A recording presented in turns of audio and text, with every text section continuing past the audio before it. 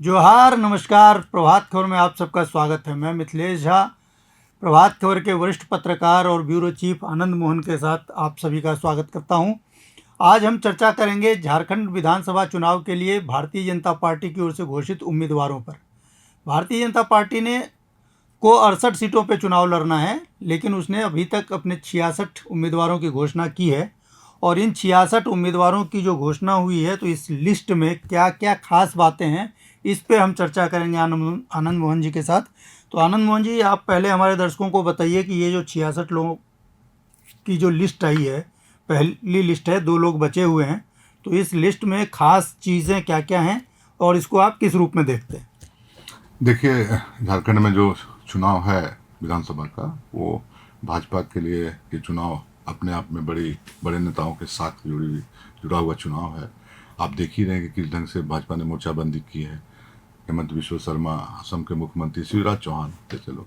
तो जब ये कल लिस्ट आया भाजपा के 66 उम्मीदवारों की, तो उस लिस्ट को देखने के बाद दो चार चीज़ें जो मौलिक तौर पर दिखती है, जो एक हम लोग कवर करते हुए देख रहे हैं कि भाजपा ने ये जो 66 प्रत्याशियों की जो सूची जारी की है, उसमें जो पिछले चुनाव को अगर आप देखेंगे तो पिछले चुनाव से 30 नए उम्मीदवार हैं। 30 मैं इस लिहाज से कह रहा हूँ कि ये 2019 के चुनाव में भाजपा की ओर से नहीं लड़े थे। मतलब वो ऐसे उम्मीदवार हैं जो किसी और पार्टी से लड़े थे, कहीं और से थे या फिर नहीं लड़े थे। हाँ, जो एकदम नए चेहरे हैं। और उसमें जब आप गौर करेंगे तो 12 एसटी सीटें, जिस पर जो ट्राइबल सीटें, जिस पर भाजपा का सबसे बड़ा फोकस पॉइंट है, उस सीट पर 12 एसटी सीटों पर पिछले चुनाव से इस बार पूरा कंप्लीट नया चेहरा है। अच्छा, वो 12 सीटें ऐसी है। तो जब आप इन चीजों पर गौर करेंगे तो देखेंगे कि भाजपा ने अपनी जो तैयारी है उसमें एक चीजों को की है कि जो कंस्टिट्यूएंसी बाय जो एंटी इनकम्बेंसी का कोई फैक्टर अगर आ रहा हो प्रत्याशी के बार बार रहने से, तो 50% के लगभग वो ऐसी सीटें सेव कर ली है जो पुराने चेहरे के एंटी इनकम्बेंसी का प्रभाव नहीं पड़ेगा। बाकी जगहों पर रिपीटेड है। 18 विधायकों को, सिटिंग विधायकों को जो भाजपा से लड़े थे, उनको भाजपा ने रिपीट किया है। हाँ, तो ये बिल्कुल स्पष्ट कर देना चाहिए कि कई जगह मीडिया में आ रही है खबरें कि 23, कई जगह कई, तो ये स्पष्ट होना चाहिए कि जो ये वो कैंडिडेट हैं 18 जो बीजेपी के ही चुनाव चिन्ह पे चुनाव लड़के और विधानसभा पहुंचे थे। तो ये वो 18 विधायक हैं। हाँ, वो 18 विधायक। अब जैसे कि मान लीजिए भाजपा ने जिनको लाया अपने यहाँ, जैसे उसमें आप मान सकते हैं कि चंपई सोरेन आए, वो भी विधायक हैं। मैं बात कर रहा हूँ 18 सिटिंग विधायक का, बीजेपी का जो 25 विधायक पिछले बार जीत गए, तो उसमें 18 विधायकों का टिकट सुरक्षित है। तो एक बड़ा फैक्टर बीजेपी ने ये भी किया कि कोई ऐसा असंतोष का वातावरण या कोई ऐसा भगदड़ ना मचे। आप देख रहे हैं 2-4 सीटों में जब बदले प्रत्याशी, वहां का माहौल आप देख रहे हैं। लुइस मरांडी का देख रहे हैं कि क्या करें। तो वो क्या होता है ना कि चुनाव से पहले अगर आप चीजों को बहुत बड़ा उलटफेर अगर कर देंगे, तो एक माहौल दूसरे किस्म का, एक असंतुष्टों का बनता है, असंतुष्ट खेमाओं का बनता है, क्योंकि सबको टिकट चाहिए, सबको एक ही सीट चाहिए। अब जैसे हो रहा है कि लुइस मरांडी का टिकट कट गया दुमका से, सुनील सोरेन को टिकट मिला, तो एक संथाल में नाजरी है और जगहों पर है। बिल्कुल, कोटका में मेनका सरदार का कटा है, तो उन्होंने इस्तीफा दे दिया। तो इस्तीफा दे दिया। रविंद्र राय अभी चैनल में, सरायकेला में भी समस्या उठी है। सरायकेला में भी। तो भाजपा ने उसको एक काउंटर साइज करने के लिए 18 विधायकों का, सिटिंग विधायकों का टिकट कंफर्म कर दिया। एक मसला ये हो गया। दूसरा हुआ कि जिन बिग शॉट्स को भाजपा 2019 के चुनाव के बाद अपनी पार्टियों में शामिल की थी, और इस चुनाव के दहलीज पर खड़ा होने तक जो लोग शामिल हुए थे, वो सारे लोगों को भाजपा ने टिकट दे दिया। जैसे चंपई सोरेन की लॉटरी लगी, चंपई सोरेन को भी मिला, चंपई सोरेन के बेटे को भी मिला, बाबूलाल सोरेन को, घाटशिला से। तो चंपई सोरेन जिस कमिटमेंट के साथ आए थे, या भाजपा ने जो कमिटमेंट किया होगा, वो कमिटमेंट पूरा होता दिख रहा है चंपई के लिए। तो एक कोल्हान के क्षेत्र में अब कोई चंपई सोरेन के फोल्डर में असंतोष नहीं रहेगी, जिसमें कोल्हान में वो हेमंत सोरेन को जमीनी स्तर पर चंपई के सहारे चुनाव में मात देने की रणनीति भाजपा ने बनाई। तो चंपई भी अब खुश हो गए, उनके बेटे को भी मिल गया। बाबूलाल मरांडी स्वाभाविक तौर पर भाजपा के प्रदेश अध्यक्ष है, तो उनके टिकट का तो कुछ सवाल ही नहीं, उसका चर्चा ही बेमानी होगी। उसके बाद कमलेश सिंह, चुनाव से पहले कमलेश सिंह को लाया, जस्ट चुनाव से पहले कमलेश सिंह को भी हुसैनाबाद से टिकट दे दिया। जब कमलेश सिंह के लिए वो जमीन थोड़ी टफ है अभी, हाँ, वहाँ से भी राजद के संजय प्रसाद यादव चुनाव लड़ सकते हैं। वहाँ विनोद सिंह एक भाजपा नेता हैं वो कल से अपनी बैठकें कर रहे हैं, असंतुष्ट विधायक हैं, तो एक चुनौती भरे चीजें हैं जो लाया है। कहने का मतलब ये है कि जो कैंडिडेट की घोषणा के बाद जो एक असंतोष का माहौल बनता है, कभी भी जब भी चुनाव हुए हैं तो ऐसा होता है। हर कार्यकर्ता चाहता है कि मैं चुनाव लड़ूँ, चुनाव लड़ना ही उसका सपना होता है। और जब इतने दिन तक काम करता है और अंतिम समय में जब टिकट नहीं मिलती है तो एक बार भी गुस्सा तो आता ही है। लेकिन कई विधायक तो ऐसे भी रहे जिनका टिकट कट गया। 3 विधायक तो हैं ही जिनका टिकट कटा है, उनका क्या? देखिए, एक तो पार्टियां जो टिकट बंटवारा करते हैं उसमें तो एक जो संगठन हुआ, संगठन का जो पैनल आया उससे हुआ। पार्टियों का आजकल तवज्जो सर्वे पर बड़ा जबरदस्त किस्म का है। जो सर्वे रिपोर्ट है आप देखेंगे कि पिछले 2-3 सर्वे भाजपा ने कराया। अच्छा। तो अब वो क्रॉस चेकिंग के लिए भी एक सर्वे हुआ, फिर एक सर्वे कराते हैं, फिर पार्टियां अपने हिसाब से प्रत्याशियों का भी जमीनी ताकत नापती तौलती है अपने।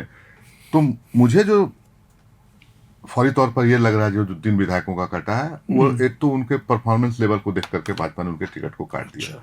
सिमरिया से काटा है कृष्ण दास का, उज्जवल दास को नया चेहरा दिया। तो जिस पर हम अभी थोड़ी देर पहले बात कर रहे थे कि एंटी इनकम्बेंसी का जो फैक्टर खुद विधायक का हो जाता है लंबे समय से रहने के बाद, या उनके कुछ कार्यकाल में कुछ गड़बड़ियां हो गई, या उस तरह या काम नहीं कर पाए, या जनता के हित में कुछ नहीं कर पाए, या लग रहा है कि वहाँ एक चेहरा ट्रेंड बदलना चाहिए, तो पार्टियां उसको फिर रिस्क नहीं लेती, वहाँ चेहरे बदल देती है। दूसरा समरी लाल है, समरी लाल की जगह जीतू राम को मिला, जो पुराने विधायक भी वहाँ रहे।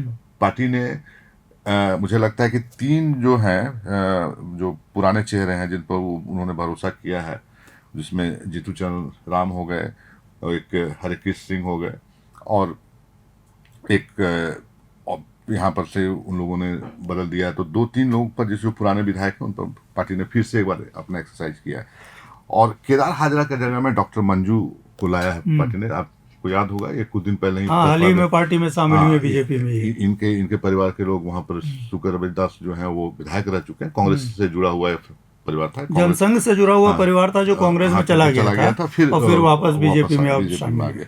तो एक ये है, तो बीजेपी ने जो कमिटमेंट किया जिन लोगों को ला करके, उनके साथ भी ये तो हो गई आपकी बात है। जो 3 विधायकों का टिकट कटा उसके पीछे की कहानी। और देखिए, बीजेपी में इस समय 5 मुख्यमंत्री हैं, पूर्व मुख्यमंत्री के मुख्यमंत्री नहीं, 5 लोग हैं जो मुख्यमंत्री रह चुके हैं। बाबूलाल मरांडी मुख्यमंत्री रहे, अर्जुन मुंडा 3 बार मुख्यमंत्री रहे, और मधु कोड़ा मुख्यमंत्री रहे, चंपाई सोरेन मुख्यमंत्री, है ना, इतने सारे मुख्यमंत्री। रघुवर दास भी मुख्यमंत्री रहे। तो रघुवर दास तो चलिए अब उड़ीसा चले गए, राज्यपाल बन गए, लेकिन इनके परिवारों के लोग भी, बाबूलाल मरांडी खुद चुनाव लड़ रहे हैं, चंपाई सोरेन खुद लड़ रहे हैं, और बाकी जो बचे सबके परिवार से कोई ना कोई चुनाव लड़ रहा है। ये जो सूची है उसमें मैं देख रहा हूँ कि इसमें पूर्व मुख्यमंत्रियों को काफी सम्मान है, बहुत सम्मान मिला। इस पूरे में अर्जुन मुंडा जी की पत्नी खुद पुटका से चुनाव लड़ रही हैं, रघुवर दास जी की बहू लड़ रही है, जमशेदपुर पूर्वी से लड़ेंगे। चंपाई सोरेन को मिल गया, उनके बेटे को भी मिल गया, और कोड़ा जी जिनका आप नाम लिए, मधु कोड़ा का, उनकी पत्नी गीता कोड़ा जगन्नाथपुर से चुनाव लड़ेंगी। तो ये पूरी तरह से जो पूर्व मुख्यमंत्री है उनके पूरे खेमा को ये जो सूची है वो पूरे जगह देता है। दूसरी ओर हो गई जो सांसद बने हैं अभी आपके ढुलू मातो धनबाद से, उनके भाई को भी टिकट मिल गई। तो जो क्षेत्र अपना बनाया है ढुलू मातो ने, उस हिसाब से उन्होंने पार्टी के अंदर अपना हिसाब किताब किया, और उसके बाद उनको वो टिकट उनके भाई को मिली है। हाँ, इंद्रजीत महतो की पत्नी को भी टिकट दिया है बीजेपी ने इस बार। हाँ, तो इंद्रजीत महतो लगातार पिछले 2.5-3 वर्षों से लगभग वो बीमार नहीं चले, मतलब कोमा में ही है, इनफैक्ट वो है कोमा में है, वो कोरोना के समय से ही गए। तो उनकी पत्नी वहाँ तारा देवी को टिकट दिया है। अर्जुन मुंडा की बड़ी चर्चा थी इस बार कि अर्जुन मुंडा चुनाव लड़ेंगे, चाईबासा से लड़ेंगे, खरसावां से लड़ेंगे, कहाँ से लड़ेंगे। अर्जुन मुंडा को टिकट नहीं दिया, उनकी पत्नी को टिकट देने की क्या वजह हो? अर्जुन मुंडा को टिकट नहीं दिया पार्टी ने, ऐसा नहीं कर सकते हैं। अर्जुन मुंडा से आप अगर अच्छे से सुने होंगे हेमंत बिश्व शर्मा की बातें, ऋषि प्रभात खबर के प्लेटफॉर्म पर उन्होंने की थी, तो सवाल भी था हम लोगों का। मेरा सवाल था कि अर्जुन मुंडा को कहाँ से चुनाव लड़ाएंगे, तो हेमंत बिश्व शर्मा ने कहा था कि हेमंत ने कि ये अर्जुन मुंडा पर निर्भर करता है कि वो कहाँ से लड़ेंगे। वो ऐसे नेता है जिनको पार्टी प्रस्ताव नहीं देती। पार्टी तो जो कद के नेता है अर्जुन मुंडा, वो खुद चुनाव नहीं लड़े, ऐसा नहीं, पार्टी ने उनको चुनाव नहीं लड़ने से रोका, ऐसा नहीं है, कतई नहीं है। वो खुद चुनाव नहीं लड़े और उनकी इच्छा रही होगी कि उनकी पत्नी चुनाव लड़े पुटका से, तो पार्टी ने पुटका से टिकट दिया उनको। इसमें बहुत ज़्यादा कोई समीकरण गणित नहीं है। अब पुटका सीट बीजेपी के लिए थोड़ी आसान सीट रही है। हाँ, मेनका सरदार 3 बार बन चुकी हैं, विधायक रही हैं, विधायक रही हैं। और दूसरा है कि कंपेरेटिवली जो कोल्हान की दूसरी सीटें हैं उससे उसकी तुलना में बीजेपी थोड़ा के लिए थोड़ी आसान आसान सीट सीट है, है। इसलिए मुंडा जी ने वाइफ को वहाँ से लॉन्च करने का सोचा। चलिए ठीक है, अब बात करते हैं मधु कोड़ा की, बात कर लेते हैं जरा। मधु कोड़ा भी एक मुख्यमंत्री रहे हैं, बीजेपी के ही पहले हुआ करते थे, बाद में उन्होंने लाइन थोड़ी बदली और बने, लाइन थोड़ी नहीं बदली, पूरी बदल करके फिर मुख्यमंत्री बन गए। हाँ। तो उसके बाद इस बार वो चुनाव लड़ने के अभी अयोग्य ही हैं या फिर लड़ सकते थे, नहीं लड़े? ये पूरी तरह से मैं इसमें आश्वस्त नहीं हूँ कि अयोग्य हैं कि नहीं वो चुनाव लड़ने के लिए, लेकिन लगता है जो मुकदमा केस है उसके तहत तो उनको बाढ़ इसी के चलते शायद नहीं। और दूसरा ये है कि वो लगातार पिछले बार से बीजेपी सीधे तौर पर, मैं बता दूं कि सीधे तौर पर मधु कोड़ा को पार्टी में उस तरह से एडजस्ट करने के चीज़ों में नहीं है। वो बीजेपी में जरूर, लेकिन एक पूरी जिसको कहते हैं सक्रिय भूमिका, मुख्य भूमिका, वो उसमें नहीं। वो कोल्हान के क्षेत्रों में जहाँ पर बीजेपी का जहाँ से वो जगन्नाथपुर के इलाके में और उन क्षेत्रों में वो वहाँ पर सक्रिय है, तो पार्टी बहुत ज़्यादा उनको फोकस पॉइंट में नहीं रखती है। और गीता कोड़ा को जैसे देखे भी सांसद का चुनाव भी गीता कोड़ा को ही लड़ा है, तो उस इलाके में नो डाउट मधु कोड़ा की अपनी पैठ है। लेकिन भाजपा थोड़ा सा इस जगह पर गीता कोड़ा को आगे करके चीज़ों को मधु कोड़ा के सहारे बैलेंस करती है, क्योंकि बीजेपी ने बहुत मधु कोड़ा के खिलाफ बहुत कैंपेन भी चला था उस समय, वो तो जब वो चीजें चल रही थी। इसमें आपको 50% ऐसे लोग मिल जाएंगे जिसके खिलाफ जो दोनों ने कैंपेन चलाया था। वो राजनीति में बहुत मायने नहीं रखता। यहाँ तो है कि सियासत में कि चुनाव कैसे जीते उसकी भूमिका पर सब कुछ निर्भर करता है। और वो सारी चीजें अब गौन हो गई कि कौन किसके बारे में क्या बोला नहीं बोला, वो अगर देखेंगे आप तो 50% जो नहीं, ये जो चलता है ना भ्रष्टाचार का मामला, दागी का आरोप लगता है, तो इन सब चीज़ों को देख के भी इन सब चीज़ों पे कुछ है क्या वो कि हाँ ठीक है, इस चीज़ से थोड़ा बचने की कोशिश कर रहे हो? पार्टियों की सूची देखेंगे तो बड़े स्पष्ट तौर पर मैं कहूँगा कि अब वो क्राइटेरिया मुझे कहीं नहीं दिखता है कि कौन दागी है, कौन भ्रष्टाचार में था, वो नहीं दिखता। जमीन पर कौन कितना मजबूत है, वो कैसा है, फिर वो बाद में उसका हिसाब किताब होगा। वो मंत्री बनने समय होता होगा या इन चीज़ों में होता है कि किनको बनाए कि नहीं बनाए, उनका ट्रैक रिकॉर्ड का। लेकिन मुझे नहीं लगता कि जो सूची में देखता हूँ उसमें कहीं से कोई, उसमें 50% ऐसे हैं जो जिनमें कार्यकर्ता हैं तो उनको एडजस्ट हो गया।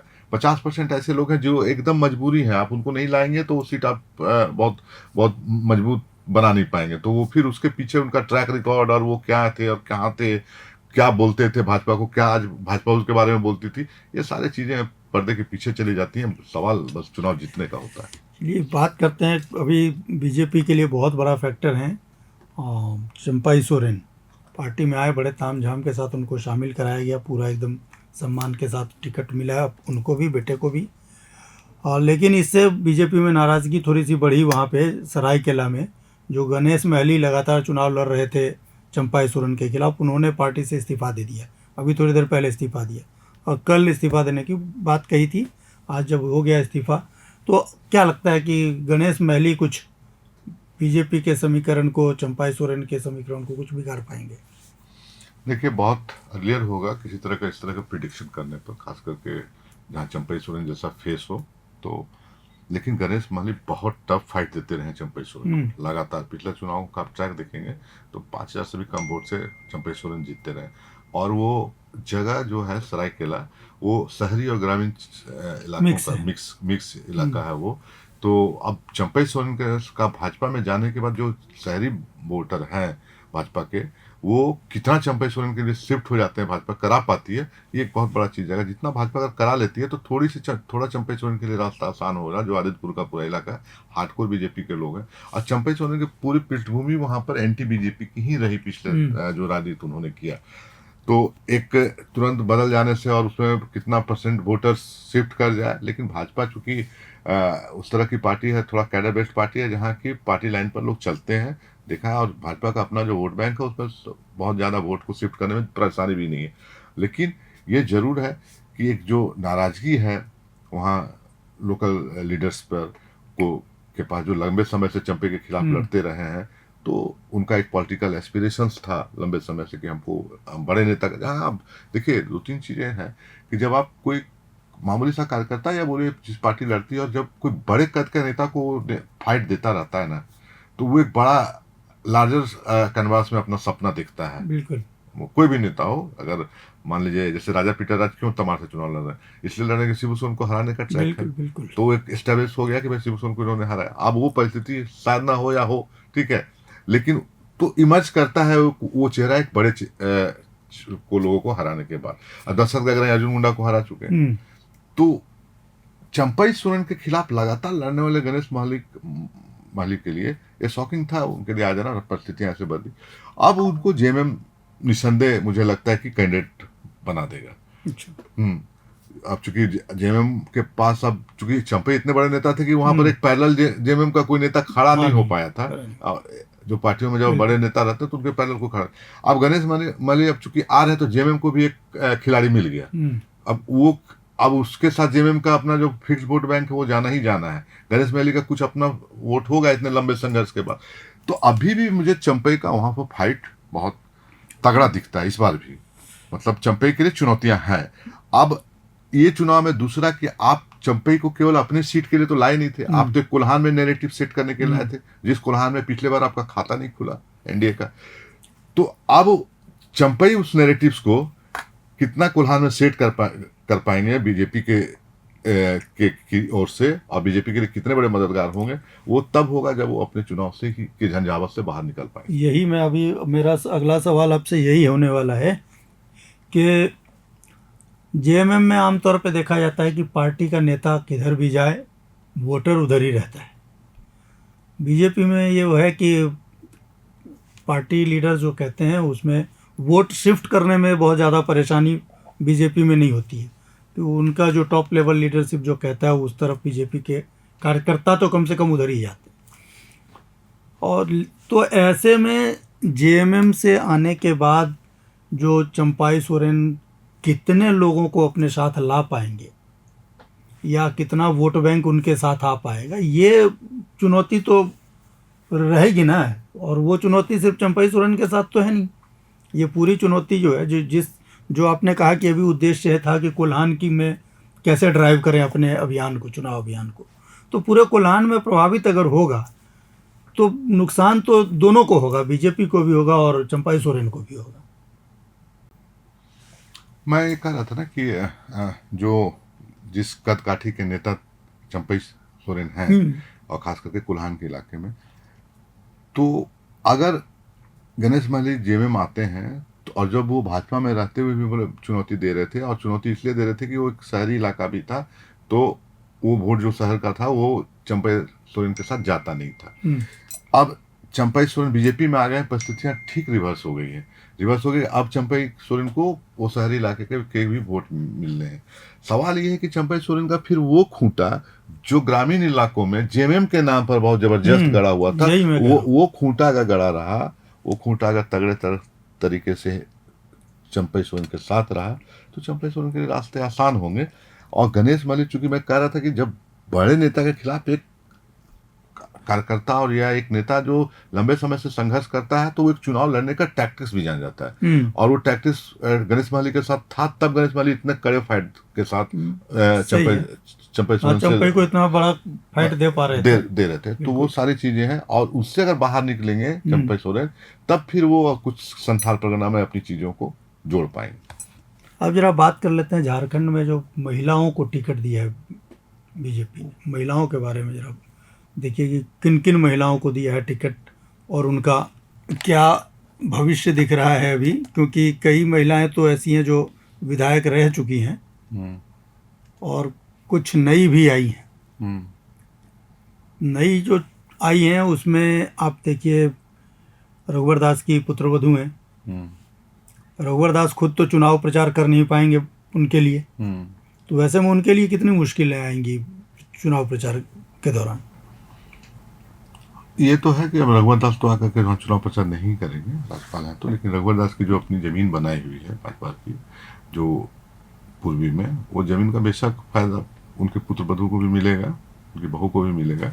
एक बड़ा वो रघुवर दास के पकड़ वाला इलाका रहा है, तो स्वाभाविक तौर पर भाजपा के कैडर हैं। अब अगर ये नाराजगी कहीं से रही कि परिवार में ही टिकट गया है, तो ऐसा नहीं होता है बीजेपी में, मुझे अमूमन ये लगता है। और खास करके कि रघुवर दास जैसे जब नेता पूर्वी में से रहे हैं, तो अपने कैडरों को गोलबंद कर लेंगे। तो भाजपा के अंदर से कोई मुझे परेशानी उनके पदों को नहीं दिखती है, कोई इनफाइटिंग मुझे तत्काल वहाँ पर नहीं दिखती है। कुछ मन मिजाज से कुछ ऐसे नेता हो सकते हैं कि सोचें कि परिवार में ही टिकट रह गया तो मन मिजाज से थोड़ा ढीला पड़ जाए, तो ये तो राजनीति में चलती रहती है। लेकिन वहाँ मोर्चाबंदी रघुवर दास जी की पुरानी बहुत अच्छी है, तो स्वाभाविक सीट है कि वो आसान हमको लगता है कि है बहुत। पिछले बार के रिजल्ट को देखने के बाद भी कह रहे हैं कि आसान है। पिछले बार के रिजल्ट में एक जो माहौल बना था ना, वो जो माहौल जो था, वो माहौल पूर्वी में अब वर्तमान में वो करंट अभी नहीं है पूर्वी में। सरयू राय के जाने के बाद जो करंट बना था, सरयू राय ने जिस तरह से मोर्चाबंदी कर ली रघुवर दास के खिलाफ, जो सरयू राय पिछले 1 महीना से रघुवर के खिलाफ को लेकर के जो चीज़ों को खड़ा कर रहे थे, जो उस बुनियाद पर वो पूर्वी शिफ्ट कर गए थे। और एक जिसको कहते हैं कि राजनीति में अहम जो होता था, वहाँ एक किस्म से लग रहा था कि एक अहंकार की लड़ाई चल रही है। दो नेताओं के बीच का एकदम पर्सनलाइज लड़ाई चल रही है, वो कोई पार्टी के नीति सिद्धांत का मामला नहीं था। अब पूर्वी का पिछले बार का सीन में तो कहीं भी ऐसा तो था नहीं कि कोई मतलब लग रहा था कि फाइटिंग हो रहा है कोई पॉलिटिकल पार्टी में। वो तो लग रहा था कि सीधे से 2 लोग आपस में टकरा रहे हैं, वो कोई भाजपा के खिलाफ और ये मतलब माहौल नहीं था, वो 2 लोग आपस में टकरा। और जब मुख्यमंत्री रहते सरयू राय ने इस तरह से ताल ठोक दिया, तो एक माहौल जो अपने पक्ष में उन्होंने खड़ा कर लिया। और कभी कभी जो बड़े नेता होते हैं वो भी अंडर करेंट नहीं समझ पाते हैं कि मेरे जमीन के नीचे से क्या चल रही है, चीज़ें क्या है, और रघुवर दास वहाँ पर मिस किए। तो वो सीन अब इस बार पूर्वी में नहीं है। और एक और बहुत अहम कैंडिडेट है सीता सोरेन बीजेपी के लिए, क्योंकि सीता सोरेन को बीजेपी ने लोकसभा का चुनाव लड़ाया, वो हार गई। विधानसभा चुनाव में इस बार उनका परंपरागत सीट जामा हुआ थी, इस बार इनको जामताड़ा से उतारा है। जामताड़ा में हेमंत सोरेन के मंत्री चुनाव लड़ रहे हैं, इरफान अंसारी वहाँ से लड़ेंगे। उनके पिता की बनाई हुई ज़मीन है और उसी ज़मीन पे खेल रहे हैं, खुद भी जीत रहे हैं और मंत्री भी बने हैं। तो सीता सोरेन के लिए कितना टफ होगा ये? देखिए, वो इक्वेशन वहाँ इंडिया गठबंधन के पक्ष में तत्काल जो मैं देखता हूँ, क्योंकि मैं इस लिहाज से कह रहा हूँ आपको, जामताड़ा के जहाँ तक बात करें, सीता सोरेन अगर चुनाव हारी सांसद का, जो जब वो दुमका से लड़ रही थी, तो उनको हराया जामताड़ा ने। जामताड़ा में लगभग 50,000 का लीड इंडिया गठबंधन को था। हर कंस्टिट्यूंसी से इंडिया गठबंधन हारते हुए आया, कहीं 2200, कहीं 13,000, वहाँ लीड रहा बीजेपी का, जो दुमका के अंदर जो 5-6 कंस्टिट्यूंसी थे। जामताड़ा ने इंडिया गठबंधन को, उस चुनाव में बात कर रहा हूँ, बम्पर लीड दिलाया। ये अलग मामला है कि कभी कभी चीज़ें जो आप लोकसभा में चलती है वही ट्रेंड आप नहीं देख सकते हो विधानसभा में। माने अगर वैसा होता तो 52 सीट पर अभी लीड की है एनडीए ने, तो वो 52 सीट तो मान के चलते, लेकिन ऐसा होता नहीं है राजनीति में। इससे पहले 2019 वाले चुनाव में मुझे जो आंकड़ा याद है, 62 सीट पर लीड था विधानसभा में। लोकसभा 2019 के लोकसभा चुनाव में 61 से 62 सीट पर बीजेपी ने लीड किया था। 2019 का परिणाम आपके पास था, लगभग 51 सीट तत्कालीन यूपीए के पास आ गया। तो वो सीधा शिफ्टिंग था उसमें। चुनाव लोकसभा कुछ कहता है ट्रेंड, और विधानसभा कुछ कहता है। तो जामताड़ा का भी ट्रेंड देखिएगा, तो ट्रेंड में इरफान अंसारी आपको अपर हैंड में दिखते हैं लोकसभा के ट्रेंड के हिसाब से, और वहाँ का समीकरण इंडिया गठबंधन के पक्ष में दिखता है। सीता सोरेन के लिए रिस्क तो है, जिस जगह से जितना कंफर्टेबल विन उनका जामा में हुआ करता था, वो एक रिस्क है। लेकिन ये समझिए कि जामताड़ा में अगर बीजेपी ने सीता सोरेन के पक्ष में आदिवासियों का वोट शिफ्ट करा लिया, तो ये समझ के चलिए कि सीता सोरेन की राहें बहुत आसान। वो डिवीजन अगर वहाँ हो गया वोटों का, खास करके एसटी वोटों में, तो सीता सोरेन के लिए रास्ते आसान होगा। और अगर इंडिया गठबंधन के साथ वो एसटी वोट गया, आदिवासी वोट, तो फिर थोड़ी मुश्किल होगी, क्या कि बाकी की चीज़ें जो है वो इरफान अंसारी के पक्ष में जाती हुई दिखती है। तो क्या सीता सोरेन ने इस चीज़ का आकलन नहीं किया होगा, या सीता सोरेन को टिकट देने के पहले बीजेपी ने नहीं बताया होगा कि इस बार आपको जामताड़ा से चुनाव लड़ाएंगे? पता आपकी है तो हुई पता है, है। अब उनको तो अब कहीं ना कहीं बीजेपी को तो एडजस्ट करना है। जामा में टेक्निकली जैसा पिछले चुनाव से सवाल उठ रहे हैं, उसमें क्या है कि मतलब आप जो रिजर्व सीट है वो विधानसभा में आप कहीं बाहर के अगर एसटी हैं, जैसे अच्छा। वो उड़ीसा से बिलोंग करती है, तो आप विधानसभा चुनाव में एसटी सीट पर चुनाव नहीं लड़ सकते, वो रिजर्वेशन का लाभ आप नहीं ले सकते हो विधानसभा चुनाव में। लोकसभा चुनाव एसटी सीट से लड़ी दुमका से, तो चूंकि लोकसभा चुनाव नेशनल स्तर का है, चुनाव है, राष्ट्रीय चुनाव है, तो आपको वो आरक्षण का लाभ मिल जाएगा एसटी का। लेकिन अगर आप बाहर के एसटी हो तो उस लोकल जो बॉडीज का जो चुनाव है, जो लोकल विधानसभा का चुनाव है, उसमें आपको चुनाव वो परमिट नहीं करता कि आप एसटी सीट पर जाए, जो मेरी जानकारी। लेकिन इतने दिन से तो लड़ रही थी। लड़ रही थी, चीजें और सामने नहीं आ रही थी। अब आप देखिए ना कि गांडे से चुनाव कल्पना सोरेन को लड़ना पड़ रहा है ना, इस बार भी तो लड़ रही है वहीं से, तो कल्पना सोरेन भी तो बाहर से है, तो वो एक टेक्निकल रिस्क है जिसको पार्टियां नहीं लेना चाह रही है। लेकिन भारत में तो नियम है कि जब शादी हो जाती है तो लड़की उस परिवार की हो जाती है जिससे उसकी शादी होती है। फिर ये कैसे? ऐसा में बिहार में तो कितने मुख्य चला गया मुखियाओं का, जो बाहर से आए थे जनप्रतिनिधि, उसमें तो कितने लोग डिस्क्वालीफाई हो गए। आनंद जी, एक और बड़ा सवाल है कि मुख्यमंत्री हेमंत सोरेन आमतौर पे बरहेट से चुनाव लड़ते हैं, दुमका से चुनाव पिछली बार दुमका से भी लड़े थे, बरहेट से भी लड़े थे। इस बार बरहेट में बीजेपी ने अपना कोई कैंडिडेट नहीं दिया, टुंडी में भी कोई कैंडिडेट नहीं दिया, सारे कैंडिडेट घोषित कर दिए, 2 कैंडिडेट को क्यों छिपा के रखा है उसने? बरहेट में दरअसल नए चेहरे के भाजपा को तलाश है, और बड़े चेहरे की, क्योंकि बरहेट से मुख्यमंत्री हेमंत सोरेन चुनाव लड़ेंगे, तो उसको उस लिहाज से होल्ड पर रखा गया है। लुइस मरांडी को तैयार किया गया था कि लड़े, तो उसमें लुइस मरांडी शायद लड़ने को तैयार नहीं है बरहेट से, जैसा उनका कल से जो बयान चल रहा है। तो अब भाजपा को एक नया चेहरा वहां देखना होगा, वो एक। और टुंडी का जहां तक मामला है, तो टुंडी केवल वो सुदेश महतो के लिए भी बीजेपी की एक ही शर्त है कि टुंडी अब आपको तभी देंगे जब आप खुद चुनाव लड़ेंगे, सुदेश महतो को ऑफर है। तो अगर सुदेश महतो वहां से चुनाव लड़ते हैं तो एक बड़ा चेहरा टुंडी को मिलेगा, तो इसके लिए भाजपा ने उस सीट को होल्ड रखा। और 2 सीटों को होल्ड रखने के पीछे और कोई बड़ी कहानी और बड़ी वजह मुझे नहीं दिखती।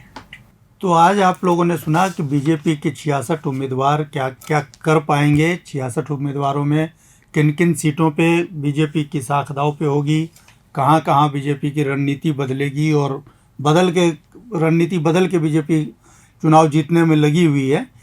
अब हम आपको अगले एपिसोड में बताएंगे जब जेएमएम की टिकट की घोषणा हो जाएगी, यानी कि इंडिया फोल्डर के जो घटक दल हैं उनका सीट शेयरिंग का तो करीब करीब कंप्लीट है। आरजेडी थोड़ी सी नाराज़ चल रही है, लेकिन मिला जुला के लगता है कि उनको भी मना लिया जाएगा।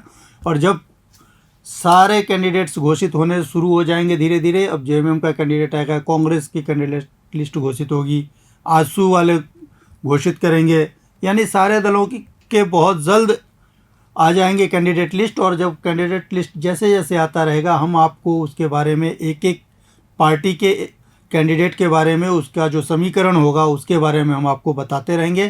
तब तक के लिए हमको और आनंद मोहन जी को दीजिए इजाज़त, हम फिर मिलेंगे। तब तक के लिए जोहार, नमस्कार, धन्यवाद।